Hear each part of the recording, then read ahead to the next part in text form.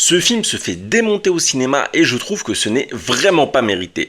Je vais vous parler de Les femmes au balcon. Alors je peux comprendre que cette seconde réalisation de Noémie Merlan divise et que beaucoup de personnes n'accrochent pas parce qu'elle a vraiment osé quelque chose déjà par la forme avec un mélange de plusieurs styles. Ça démarre un peu comédie légère, après ça tombe dans l'horrifique limite sanglant et il y a même une touche de fantastique vraiment pour nous montrer un style totalement décalé qui veut choquer le spectateur. D'ailleurs, ça se sent aussi par les musiques qui exagèrent beaucoup les actes à l'écran et qui prennent souvent en contre-pied avec ce qu'on peut voir. Mais sur le fond aussi, Noémie Merlan, elle frappe fort parce qu'elle aborde des sujets qui malheureusement sont trop souvent tabous.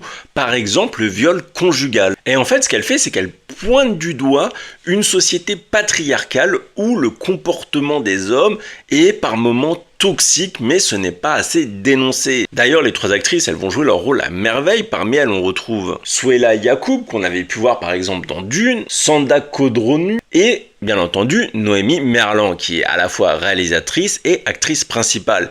Et d'ailleurs, j'aime beaucoup l'alchimie qu'il se passe entre ces trois amis, dont les personnages symbolisent une facette de l'oppression de ce système patriarcal. Après, j'avoue, ce qu'on peut lui reprocher, c'est peut-être son manque d'harmonie globale. Il y a beaucoup de scènes que j'ai trouvées géniales, notamment dans le détail, mais c'est vrai que mis bout à bout, parfois, ça manque un peu de liant.